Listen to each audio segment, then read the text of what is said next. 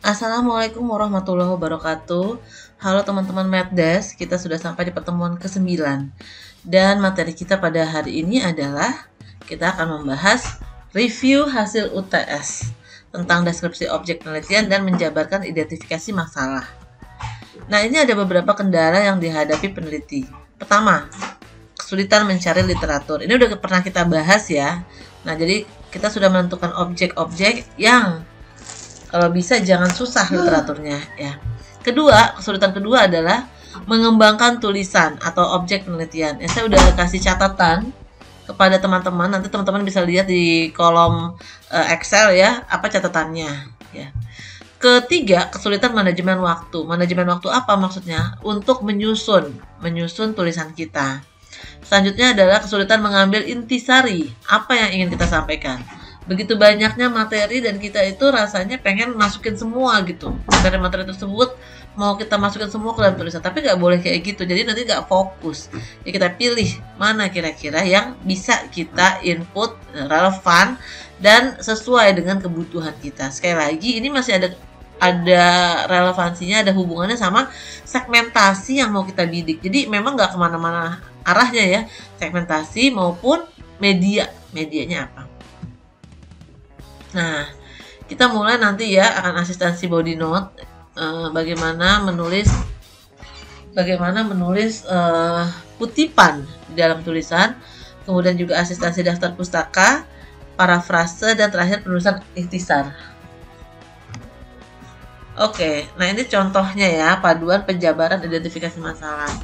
Jadi kalau ada masalah yang terkait objek penelitian, diantaranya kita harus mengacu penting apa enggak nih objek. Misalnya ada teman kita yang membahas tentang K3 di perusahaan bersahabat dengan api, perusahaan yang rentan kebakaran. Penting nggak gitu.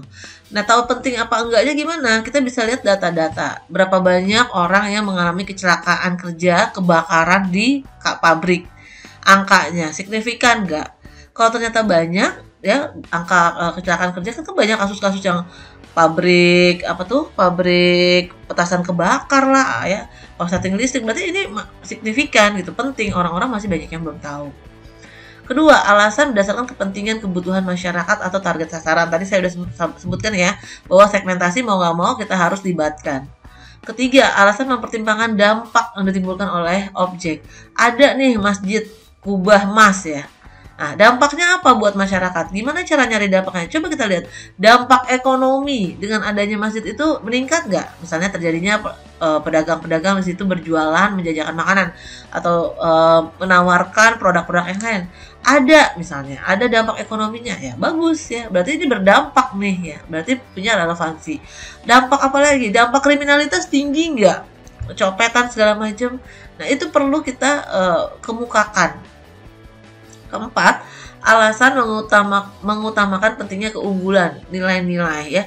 Kalau tadi misalnya contohnya Masjid Kubah Mas, apa yang menjadi keunggulan? Arsitekturnya, emasnya, atau sejarahnya, filosofisnya? Apa yang kita pilih itu menjadi satu keunggulan. Ya, kemudian masalah terkait media yang berhubungan dengan objek.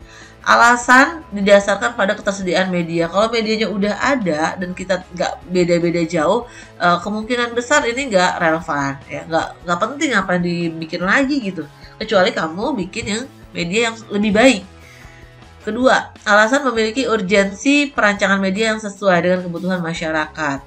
Tiga, pengaruh media terkait terhadap masyarakat yang menarik dan untuk dikaji. Misalnya media yang kamu ajukan ini belum pernah ada, kalaupun ada nggak lebih baik, misalnya ada data-data yang baru, nah itu berarti penting ya. Jadi ada dua hal, pertama dari sisi objek, kedua dari sisi media yang perlu kita telaah gitu.